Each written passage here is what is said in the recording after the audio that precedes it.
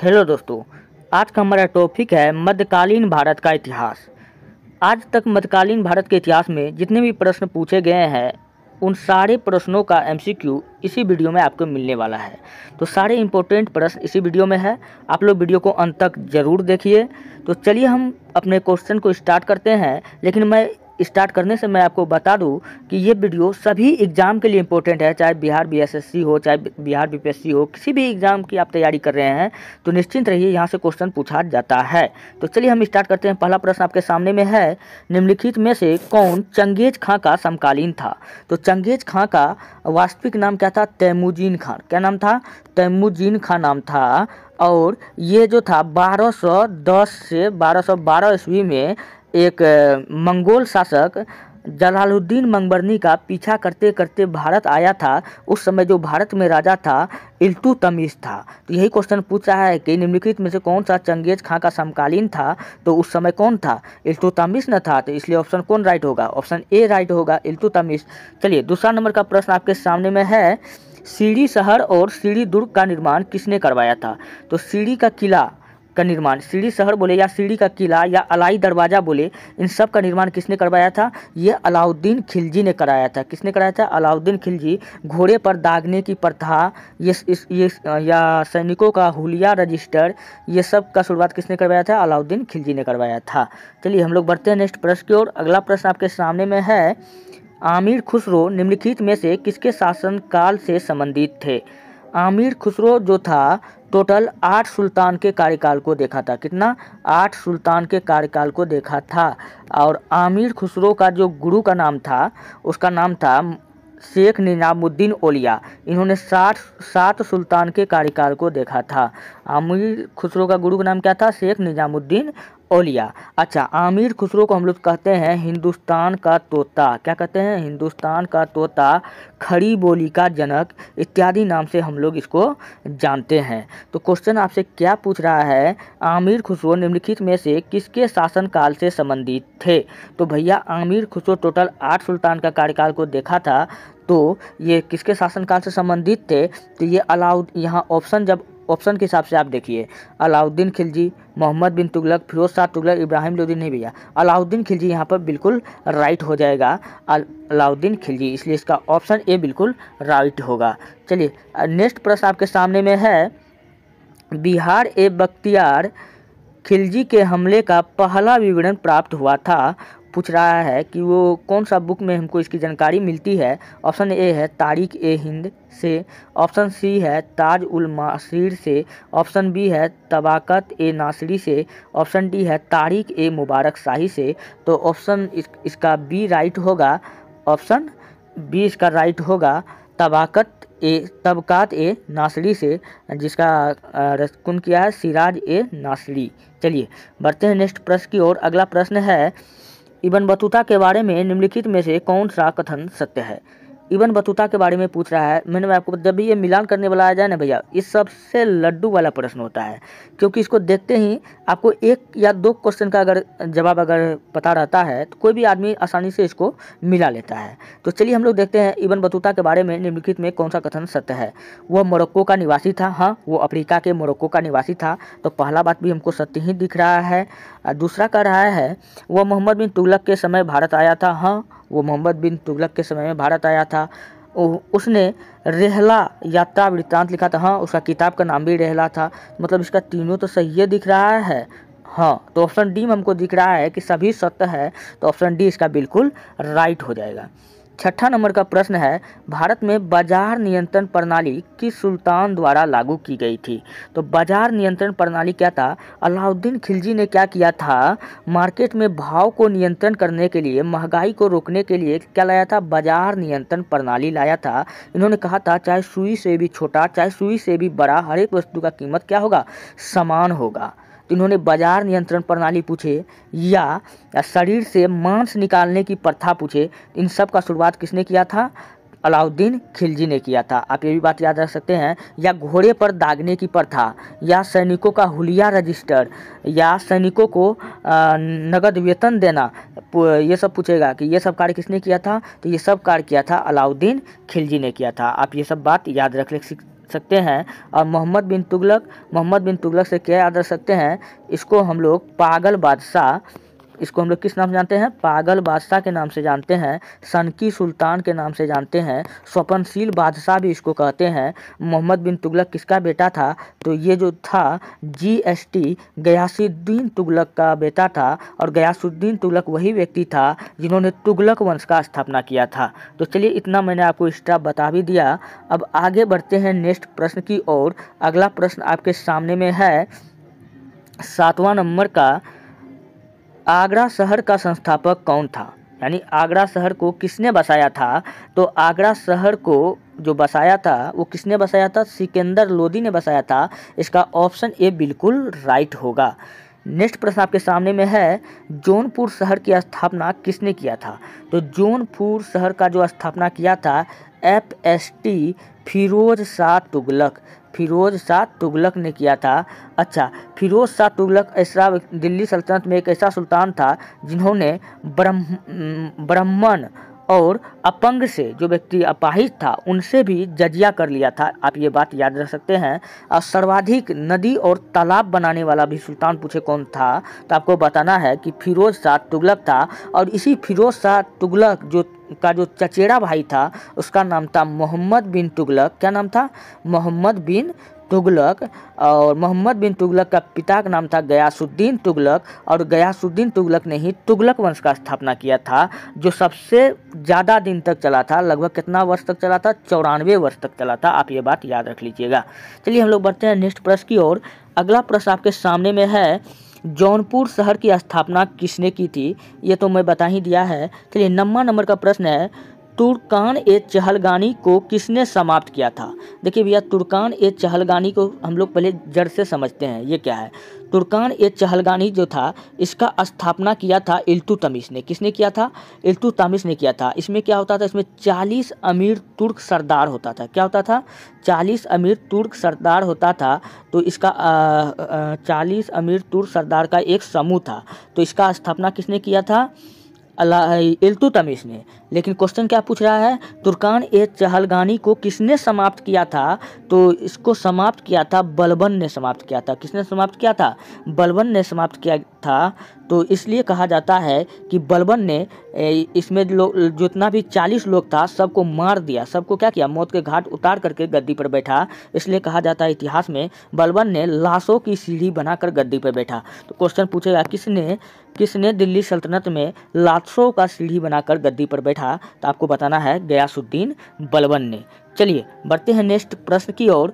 और बलबन से थोड़ा एक कथन मैं आपको बता देता हूँ। बलबन का एक कथन है कि मैं जब भी किसी गरीब को देखता हूँ तो मेरे नाड़े में क्रोध उत्पन्न हो जाता है और मेरा तलवार चीख कर कहता है कि मैं इस गरीब का गर्दन उड़ा दूँ। पूछेगा कि ऐसा स्टेटमेंट किसने दिया था, तो आपको बताना है कि कौन दिया था, बलबन ने दिया था। चलिए बढ़ते हैं नेक्स्ट प्रश्न की ओर। अगला प्रश्न आपके सामने में है, कुतुब मीनार के प्रवेश द्वार को जाना जाता है।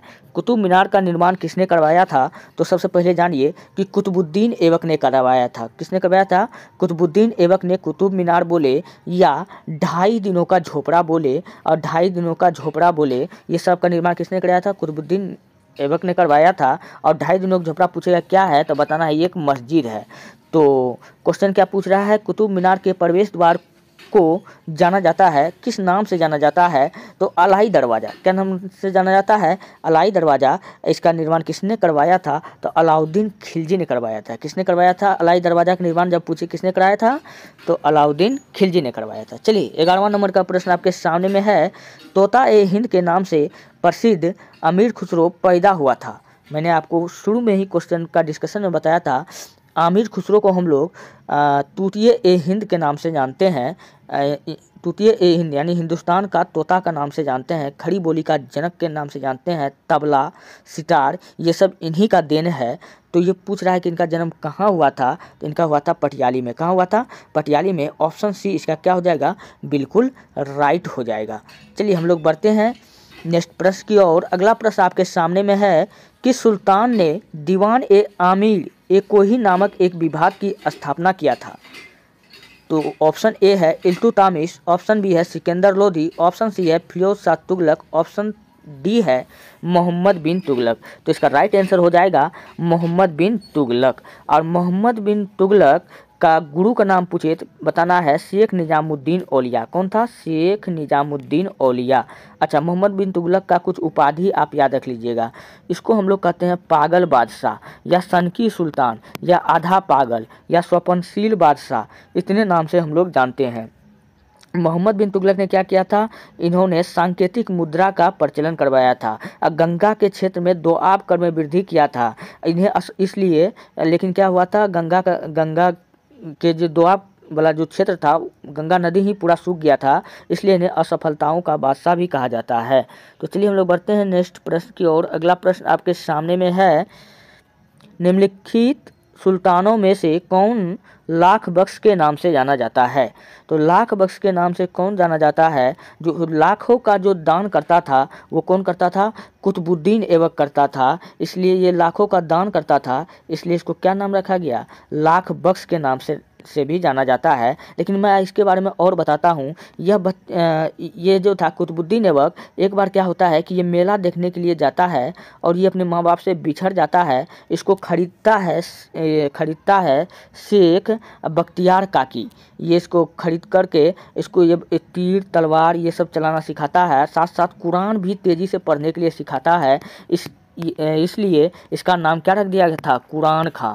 तो इन्होंने सबसे फास्ट में कुरान पढ़ लेता था, तो इसलिए इसका नाम क्या रख दिया था? कुरान खां भी इसी का नाम है। तो आप ये बात याद रख लीजिएगा। कुतुबुद्दीन ऐबक कौन था? तो ये मोहम्मद गोरी का गुलाम था। आप ये बात याद रख लीजिएगा। चलिए बढ़ते हैं नेक्स्ट प्रश्न की ओर। अगला प्रश्न आपके सामने में है, सल्तनत काल के दौरान दीवान ए अर्ज विभाग डैश डैश डैश का था। तो दीवान ए अर्ज जो विभाग था सल्तनत काल में, वो था किसका था? राजस्व का था, ऑप्शन बी में सैन्य का था, प्रशासन कानून का था। तो ये सैन्य का था भैया। किसका था? सैन्य का था। और ये जो था सल्तनत काल में दीवान ए अर्ज विभाग, इसका जो स्थापना पूछेगा किसने किया था? ये बलबन ने। किसने किया था? बलबन के समय में था। तो ये भी बात आप याद रख लीजिएगा। चलिए बढ़ते हैं नेक्स्ट प्रश्न की ओर। अगला प्रश्न आपके सामने में है, दिल्ली के किस सुल्तान ने घोड़े को दागने की प्रथा आरंभ की थी? मैंने आपको बताया था, चाहे सैनिक का हुलिया रजिस्टर बोले, या घोड़े पर दागने की प्रथा बोले, या अलाई दरवाज़ा बोले, या सीढ़ी का किला बोले, ये सब का निर्माण किसने करवाया था? तो ये सब काम किसने करवाया था? तो ये सब काम करवाया था अलाउद्दीन खिलजी ने करवाया था। तो इसका राइट आंसर क्या हो जाएगा? अलाउद्दीन खिलजी हो जाएगा। चलिए बढ़ते हैं नेक्स्ट प्रश्न की ओर। अगला प्रश्न है, अलाई दरवाज़ा किसके शासनकाल में बना था? तो अभी भी बता के आए हैं, अलाई दरवाज़ा किसके शासनकाल में बना था? तो अलाउद्दीन खिलजी के शासनकाल में बना था। कुतुबुद्दीन ऐबक का जो मृत्यु है ये 1210 ईस्वी में पोलो या चौगान खेलते समय घोड़े से गिरकर हो जाता है। आप ये बात याद रख लीजिएगा।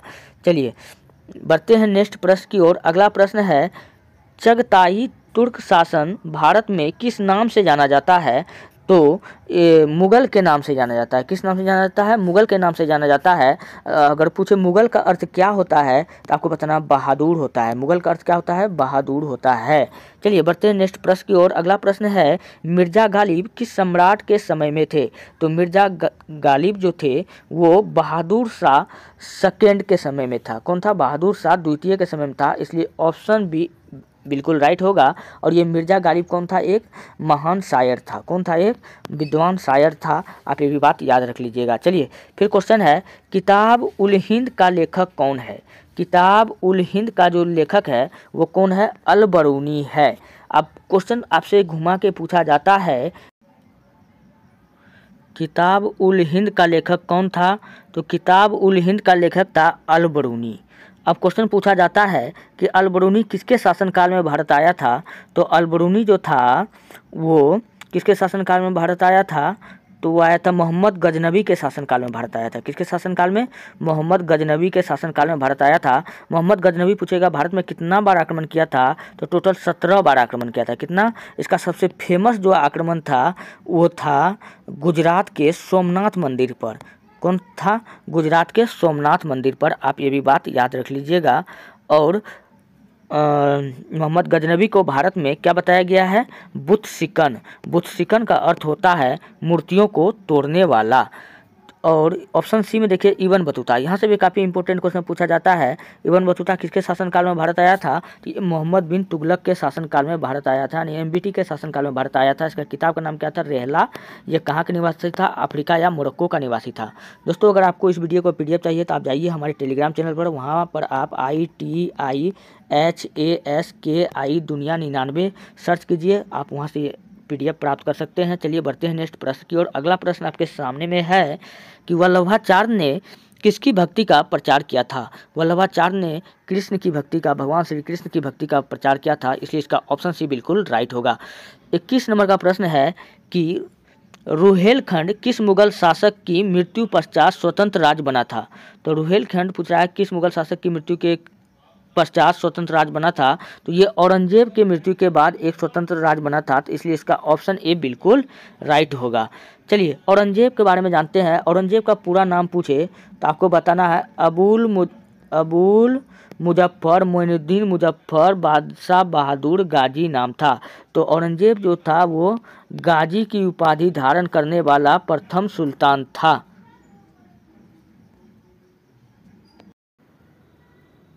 निकोलस कोंटी नामक इटालवी यात्री किसके शासनकाल में भारत आया था? तो निकोलस कोंटी नामक इटालवी यात्री जो था वो किसके शासनकाल में भारत आया था भैया?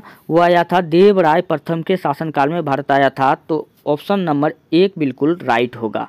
अब देवराय प्रथम किस वंश का राजा था? तो वो संगम वंश का राजा था। किस वंश का राजा था? संगम काल का राजा था। और पूछेगा कि टोटल कितना संगम हुआ? तो टोटल 3 संगम हुआ। कितना हुआ? 3 संगम हुआ। जो पहला संगम हुआ था वो हुआ था मदुरै में। कहाँ हुआ था? मदुरै में हुआ था। इसका अध्यक्ष पूछेगा कौन था? तो अगस्त मुनि। कौन था? अगस्त मुनि। दूसरा संगम पूछेगा कहाँ हुआ था? तो ये हुआ था कपाटपुरम में। कहाँ हुआ था? कपाटपुरम में। इसका भी अध्यक्षता पूछेगा किसने किया था? तो अगस्त मुनि। अगर ऑप्शन में ना आए तो तोल्कापियर लगाइएगा, ठीक है। अगर तीसरा संगम का आयोजन पूछेगा कि कब कहाँ किया गया था? तो तीसरा संगम का जो आयोजन है वो भी मदुरै में ही किया गया था, लेकिन इसका जो अध्यक्ष किसको बनाया गया था? नक्कीकार को बनाया गया था। किसको? नक्कीकार को बनाया था। ये बात मैंने आपको समझाने के लिए बताया, और पूछे तब आपको बताना है। काफ़ी इंपॉर्टेंट प्रश्न था, इसलिए मैं बार बार आपको बताते रहता हूँ। दोस्तों अगर आपको PDF चाहिए तो जाइए आप हमारे टेलीग्राम चैनल पर, वहाँ पर सर्च कीजिए ITIHASKI दुनिया 99, आप वहां से आप PDF प्राप्त कर सकते हैं। चलिए बढ़ते हैं नेक्स्ट प्रश्न की ओर। अगला प्रश्न आपके सामने में है कुतुबुद्दीन ऐबक का उत्तराधिकारी कौन था? तो कुतुबुद्दीन ऐबक जो था ये कुतुबुद्दीन ऐबक किसका गुलाम था? मोहम्मद गोरी का गुलाम था। तो कुतुबुद्दीन ऐबक का उत्तराधिकारी कौन बना? तो वो बना था आराम शाह। कौन बना था? आराम शाह। और ये कुतुबुद्दीन ऐबक जो था मोहम्मद गोरी का कौन था? ये दामाद था। कौन था? मोहम्मद गोरी का दामाद कौन था? कुतुबुद्दीन ऐबक था। और ये क्या था? ये आराम शाह क्या था? उसका बेटा था। तो ये दोनों साला हो गया, यानी कि इल्तुतमिश और आराम शाह क्या हो गया? साला हो गया। तो कुतुबुद्दीन ऐबक का उत्तराधिकारी कौन था? तो साला न बना था, कौन बना? आराम शाह बना। चलिए फिर नेक्स्ट प्रश्न की ओर बढ़ते हैं। अगला प्रश्न है मीराबाई का जन्म हुआ था। तो हम सब जानते हैं मीराबाई का जन्म कहाँ हुआ था? वो राजस्थान में हुआ था। और राणा सांगा के बेटे से इनका विवाह हुआ था। आप ये भी बात याद रख लीजिएगा। चलिए हम लोग बढ़ते हैं नेक्स्ट प्रश्न की ओर। अगला प्रश्न आपके सामने में है दिल्ली में लाल किले में मोती मस्जिद का निर्माण किसने करवाया था? दिल्ली के लाल किला में मोती मस्जिद का निर्माण करवाया था औरंगजेब ने करवाया था। किसने करवाया था? औरंगजेब ने करवाया था। औरंगजेब को हम लोग जिंदा पीर के नाम से जानते हैं। किस नाम से जानते हैं? जिंदा पीर के नाम से जानते हैं। औरंगजेब का एकमात्र ही लक्ष्य था, क्या लक्ष्य था? दार उल हर्ब को दार उल इस्लाम में बदलना, मतलब हिंदू धर्म से मुस्लिम धर्म में बदलना। इन्होंने हिंदुओं से जजिया कर लेना स्टार्ट कर दिया था। लेकिन जजिया कर को समाप्त पूछेगा किसने किया था? अकबर ने जजिया कर को समाप्त कर दिया था। चलिए हम लोग बढ़ते हैं नेक्स्ट प्रश्न की ओर। इसका राइट आंसर क्या था? आपको बता ही दिए, ऑप्शन सी औरंगजेब था। नेक्स्ट प्रश्न आपके सामने में है मीराबाई किस काल की कवियत्री थी? मीराबाई किस काल की कवियत्री थी? तो वो कृष्ण की भक्त थी, तो वो भक्ति काल की कवियत्री थी। आप ये बात याद रख लीजिएगा। ऑप्शन बी इसका बिल्कुल राइट होगा। Dash dash dash Moinuddin Chishti के मुख्य शिष्य थे। शेख मोइनुद्दीन चिश्ती का पूछ रहा है कि चेला कौन था। ऑप्शन ए में है शेख फखरुद्दीन, ऑप्शन बी में है निजामुद्दीन औलिया, न ये गलत है। ऑप्शन सी में है हमीउद्दीन नागौरी। हाँ, इसका ऑप्शन सी बिल्कुल राइट हो जाएगा, शेख हमीउद्दीन नागौरी। तो इसका ऑप्शन सी बिल्कुल राइट हो जाएगा, शेख हमीउद्दीन नागौरी। और शेख निजामुद्दीन औलिया का चेला कौन था? आमिर खुसरो और मोहम्मद बिन तुगलक। आप ये बात भी याद रख लीजिएगा। चलिए हम लोग बढ़ते हैं नेक्स्ट प्रश्न की ओर। अगला प्रश्न आपके सामने में है कि दिल्ली में किस सुल्तान ने स्वयं को नियाबत ए खुदाई कहा था? तो दिल्ली में किस सुल्तान ने स्वयं को नियाबत ए खुदाई कहा था? वो कहा था बलबन ने कहा था। कौन कहा था? गयासुद्दीन बलबन ने कहा था। इसलिए इसका ऑप्शन सी बिल्कुल राइट होगा, गयासुद्दीन बलबन। तो गयासुद्दीन बलबन ने से काफ़ी इम्पोर्टेंट प्रश्न आपके एग्जाम में पूछा जाता है, तो आएगा तो मैं आपको बताऊंगा। फिलहाल क्वेश्चन है 32 नंबर का, जायसी द्वारा रचित महाकाव्य है। तो मलिक मोहम्मद जायसी द्वारा जो रचित काव्य है उसका नाम पूछ रहा है। कौन है? वो है पद्मावत। जो पद्मावत में हमको रानी पद्मावती और राजा रतन सिंह के कहानी के किस्से हमको पढ़ने को मिलता है। तो चलिए इसका राइट आंसर क्या था? ऑप्शन ए था। 33 नंबर का प्रश्न आपके सामने में है, कुतुबुद्दीन ऐबक ने किसे बंगाल का गवर्नर प्रशासन नियुक्त किया था? कुतुबुद्दीन ऐबक ने किसे बंगाल का प्रशासक नियुक्त किया था? तो किसको किया था? अली मर्दान को किया था। इसलिए इसका ऑप्शन सी बिल्कुल राइट होगा। 34 नंबर का प्रश्न है, मुंतखब उल लुबाब का लेखक कौन था? वो कौन था? वो काफ़ी खां था। इसलिए इसका ऑप्शन सी बिल्कुल राइट होगा। फिर नेक्स्ट प्रश्न है, जायसी की पद्मावती का संबंध किस द्वीप से है? तो वो सिंहल द्वीप से है। याद रख लीजिएगा, मलिक मोहम्मद जायसी जो था ये एक आँखों से अंधा था, फिर भी इन्होंने इतना अच्छे कविता लिखे। 36 नंबर का प्रश्न है, हम्पी में विजयनगर के भग्नावशेष किसके द्वारा वर्ष 1800 में प्रकाश में लाए गए? तो किसके द्वारा लाए गए थे? कर्नल कॉर्लिन मैकेंजी के द्वारा लाया गया था। इसलिए इसका ऑप्शन ए बिल्कुल राइट होगा। हम्पी किसका राजधानी था? तो ये विजयनगर का राजधानी था। विजयनगर का स्थापना पूछेगा कब हुआ था? तो 1336 में हुआ था। किसने किया था? तो दो भाई के नाम याद रख लीजिएगा, हरिहर राव और बुक्का राव। चलिए, इन्हीं के पिता का नाम था संगम, तो उन्हीं के नाम पर संगम वंश का स्थापना किया गया था। आप ये भी बात याद रख सकते हैं।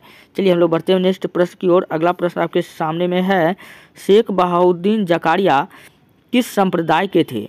तो शेख बहाउद्दीन जकारिया जो था वो सोहरावादी संप्रदाय का था। इसलिए इसका ऑप्शन ए बिल्कुल राइट होगा। और चिश्ती संप्रदाय का कौन था? शेख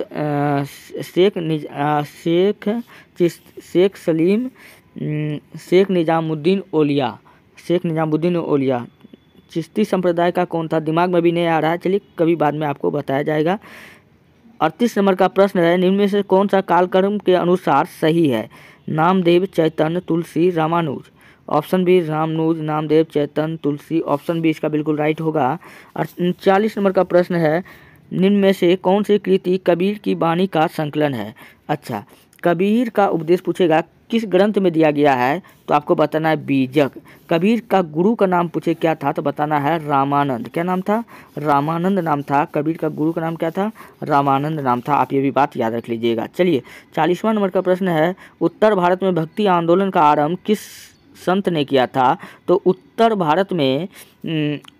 भारत में भक्ति आंदोलन का जो आरंभ किया था वो रामानंद किया था। अभी मैंने आपको बताया रामानंद कौन था? ये कबीर का शिष्य गुरु जी था। आप ये बात याद रख लीजिएगा। चलिए नेक्स्ट प्रश्न आपके सामने में है, कृष्णदेव राय ने अपनी माता के नाम पर विजयनगर के समीप किस उपनगर की स्थापना किया था? तो कृष्णदेव राय ने अपनी माँ के नाम पर विजयनगर के समीप नगलपुरम का स्थापना किया था। किसका?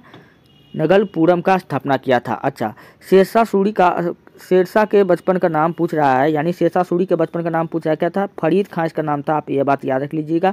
इसका पिता जो थे ये कौन था? ये जौनपुर के जागीरदार थे। जौनपुर के जागीरदार के यहाँ पे ये काम करते थे। आप ये भी बात याद रख लीजिएगा।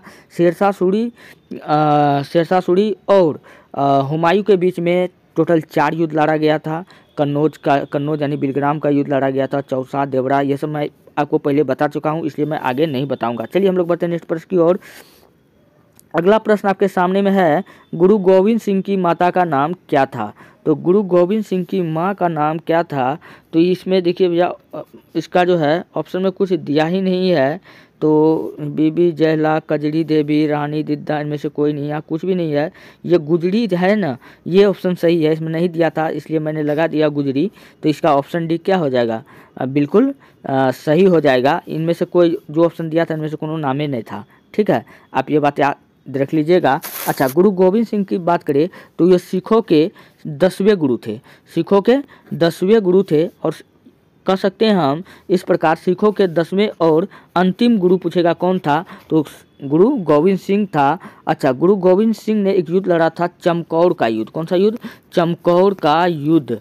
अच्छा, गुरु गोविंद सिंह से और भी हम लोग क्या याद रख सकते हैं, इसका स्टेटमेंट है, चिड़िया दे नाल बाज लड़ावा, गीदड़ नु में शेर लड़ावा, 1.25 ते एक लड़ावा, तबे गोविंद सिंह नाम कहलावा। चलिए हम लोग बढ़ते हैं नेक्स्ट प्रश्न की ओर। अगला प्रश्न आपके सामने में है, शिवाजी को किसने कैद कर लिया था। तो हम सब जानते हैं कि शिवाजी को धोखे से कैद किसने किया था, औरंगजेब ने किया था। किसने किया था, औरंगजेब ने किया था। आप ये भी बात याद रख लीजिएगा। औरंगजेब ने क्या बनाया है, ताजमहल का एक नकल बनाया है। इसको हम लोग कहते हैं ताजमहल का गंदा नकल, या दूसरा ताजमहल जिसे हम लोग कहते हैं बीबी का मकबरा। क्या कहते हैं, बीबी का मकबरा। ये पूछेगा कहाँ है, तो आपको बताना है कि औरंगाबाद में है। कहाँ है, औरंगाबाद में है। आप ये बात याद रख लीजिएगा। चलिए हम लोग बढ़ते हैं नेक्स्ट प्रश्न की ओर। अगला प्रश्न आपके सामने में है, दिल्ली के लाल किले में स्थित मोती मस्जिद को किसने बनवाया था। तो दिल्ली के लाल किले में स्थित मोती मस्जिद को किसने बनाया था, इसको बनाया था औरंगजेब ने। किसने बनाया था, औरंगजेब ने बनाया था। औरंगजेब जो था, हाँ, औरंगजेब को हम लोग गाजी के नाम से भी जानते हैं। इन्होंने गाजी का उपाधि को धारण किया था। आप ये भी बात याद रख लीजिएगा। और औरंगजेब को हम लोग जिंदा पीर भी कहते हैं। आप ये भी बात याद रख लीजिएगा। चलिए नेक्स्ट प्रश्न आपके सामने में है कि बुलंद दरवाज़ा निम्नलिखित में से कहाँ है। हम सब जानते हैं कि बुलंद दरवाज़ा कहाँ है। बुलंद दरवाज़ा का निर्माण 1571 ईस्वी में 1571 ईस्वी में अकबर ने करवाया था। कौन करवाया था, अकबर ने करवाया था। गुजरात जीतते समय, गुजरात जीतने की खुशी में 54 मीटर का बुलंद दरवाज़ा का निर्माण करवाया था। कहाँ करवाया था, फतेहपुर सीकरी में। ऑप्शन देखिए कहाँ पे दिख रहा है, कौन सही होगा, ऑप्शन सी बिल्कुल सही होगा। चलिए 47 नंबर का प्रश्न आपके सामने में है, रजनामा फारसी में अनुवाद था। रजनामा को फारसी में पूछ रहा है कि अनुवाद किया गया था। रजनामा कौन सा ऐसा ग्रंथ था जिसको फारसी में अनुवाद किया गया था। महाभारत का जो है अनुवाद किया था, महाभारत का। तो इसलिए इसका ऑप्शन सी बिल्कुल राइट होगा। और इसका जो अनुवाद किसने किया था, अब्दुल कादिर बदायूनी ने किया था। कौन किया था, अब्दुल कादिर बदायूनी ने किया था। चलिए हम लोग बढ़ते हैं नेक्स्ट प्रश्न की ओर। अगला प्रश्न आपके सामने में है, किस मुगल सम्राट जिसको 2 बार राज्य अभिषेक हुआ वो कौन था। तो मैंने आपको बताया कि औरंगजेब का जो था टोटल 2 बार राज अभिषेक हुआ। ठीक है, एक हुआ था 2 बार हुआ था। एक बार जो था अपना नाम बताया अबुल मुजफ्फर मोइनुद्दीन बादशाह बहादुर, और दूसरा बार बताया अबुल मुजफ्फर मोइनुद्दीन मुजफ्फर बादशाह बहादुर गाजी। दूसरा बार गाजी का उपाधि धारण लिया था। तो इस प्रकार इन्होंने 2 बार राज अभिषेक करवाया था। इसलिए इसका ऑप्शन डी बिल्कुल राइट हो जाएगा। 49 नंबर का प्रश्न है, निम्नलिखित में से किस गुरु ने गुरुमुखी लिपि की शुरुआत की थी। तो वो गुरु अंगद देव थे जिन्होंने गुरुमुखी लिपि का शुरुआत किया था। आप ये बात याद रख लीजिएगा। और गुरु नानक से याद रख लीजिएगा, इसका जन्म पाकिस्तान के तलवंडी में हुआ था। कहाँ हुआ था, तलवंडी में, जिन्हें ननकाना साहब के नाम से जाना जाता है। आप ये भी बात याद रख लीजिएगा। ये सिख धर्म के प्रवर्तक थे। गुरु गोविंद सिंह सिख धर्म के अंतिम गुरु थे। ये बात आप याद रख लीजिएगा। चलिए 50वां नंबर का प्रश्न आपके सामने में है, किस मुगल सम्राट के शासनकाल में मुगल दरबार में चाहर-ए-तस्लीम और जमीन बोस लागू किया गया था। वो शाहजहाँ के काल में किया गया था। अच्छा, शाहजहाँ स्वर्ण कला शाहजहाँ के समय, हाँ, जहांगीर के, यहाँ देखिए एक ऑप्शन है जहांगीर के समय को हम लोग कहते हैं चित्रकला का स्वर्णकाल। चित्रकला का स्वर्णकाल पूछे किसके समय को कहा जाता है, जहांगीर के समय में कहा जाता है। तो आप ये भी बात याद रख लीजिएगा। फिलहाल इसका ऑप्शन सी बिल्कुल राइट था। चलिए दोस्तों, मिलते हैं नेक्स्ट वीडियो में। वीडियो अच्छा लगता है तो आप अपने दोस्तों को शेयर कीजिए और जितना हो सके वीडियो को लाइक कीजिए और चैनल को सब्सक्राइब कीजिए। PDF चाहिए तो जाइए आप हमारे टेलीग्राम चैनल पर पर दोस्तों फ़िलहाल ये वीडियो बनाने में काफ़ी दिक्कत हुआ, परेशानी हुआ, माहौल नहीं था वैसा वीडियो बनाने का। अगल बगल से काफ़ी ज़्यादा साउंड आ रहा था, तो थोड़ा लग रहा है कि इस वीडियो आप लोगों को ज़्यादा इंटरेस्ट नहीं आएगा इस वीडियो में, लेकिन कोई दिक्कत नहीं है, आप लोग देखिएगा। मिलते हैं नेक्स्ट वीडियो में, धन्यवाद।